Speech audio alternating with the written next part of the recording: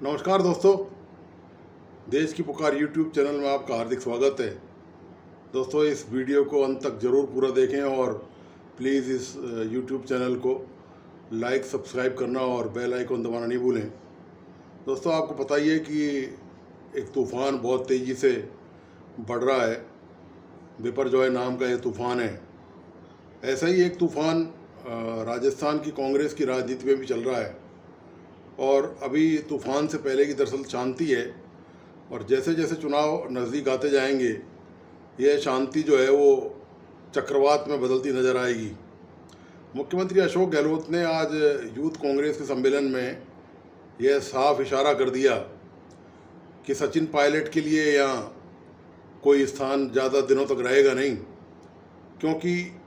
उन्होंने ये कहा उस सम्मेलन में,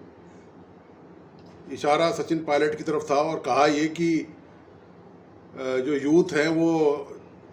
थोड़ा संघर्ष करें और जल्दबाजी नहीं करें। उन्होंने खुद का उदाहरण देते हुए बताया कि उन्होंने भी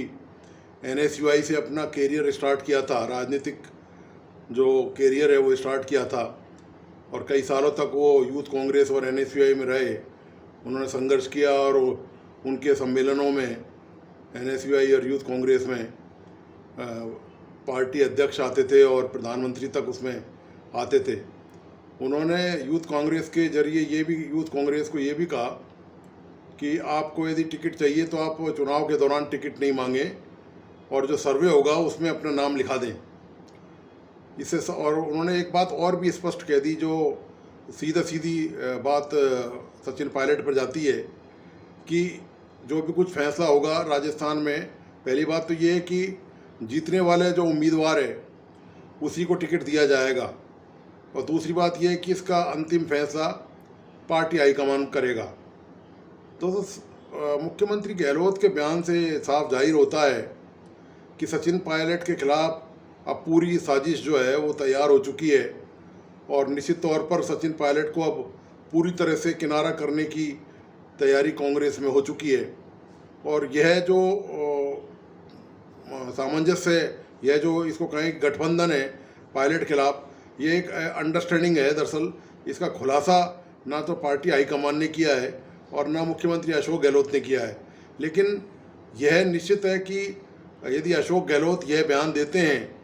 और जिस अधिकार पूर्वक वो ये बयान दे रहे हैं उससे साफ जाहिर है कि उनकी पार्टी हाईकमान से इस बारे में बात हो चुकी है कि राजस्थान में टिकटों का वितरण कैसे होगा और क्या तौर तरीके होंगे। आपको याद होगा अभी 2 दिन पहले रंधावा कांग्रेस के प्रभारी हैं राजस्थान के, उन्होंने एक बयान दिया था कि जो टिकट के जो दावेदार होंगे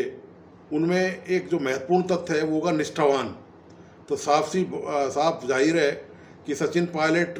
कांग्रेस को लगता है वो कांग्रेस के प्रति निष्ठावान नहीं रहे हैं, क्योंकि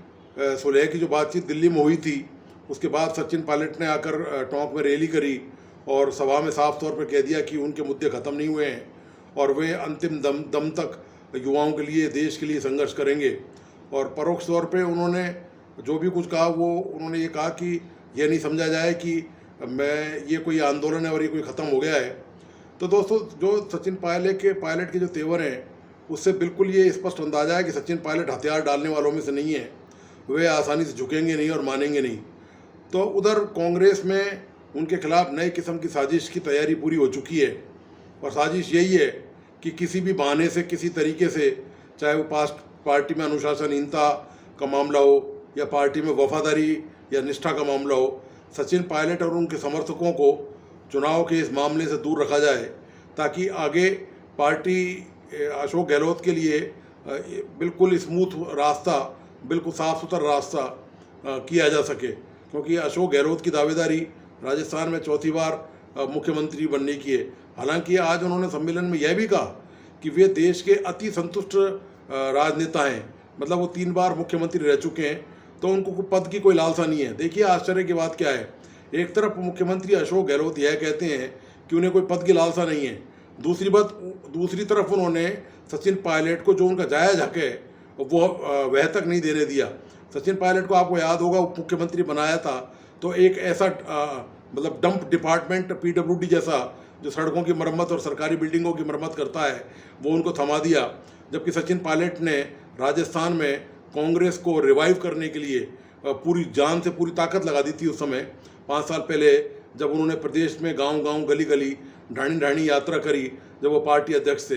तो लेकिन इसके बावजूद भी अशोक गहलोत कहते ज़रूर ये हैं कि संतुष्ट राजनेता हैं, तो और लेकिन उधर सचिन पायलट को वो आगे भी नहीं बढ़ने देना चाहते। मतलब संतुष्ट वो अपने बयान से जाहिर करना चाहते हैं कि उनका सत्ता से कोई मोह नहीं है, कोई लगाव नहीं है, जबकि सत्ता की जो कमान है राजस्थान में वे अशोक गहलोत पूरी तरह से अपने हाथ से नहीं जाने देना चाहते। तो इस तरह से पूरी तरह आप देखिए कि सचिन पायलट को लगभग दरकिनार करने की पूरी तैयारी है।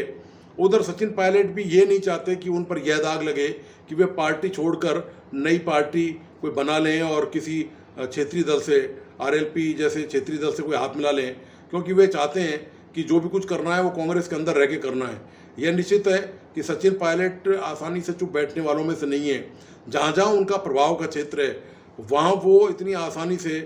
मानेंगे नहीं, और यदि उनके साथ कोई भी अन्याय या भेदभाव किया गया तो निश्चित तौर पर आप ये मान के चलिए कि ये कांग्रेस में जो अभी शांति दिख रही है, ये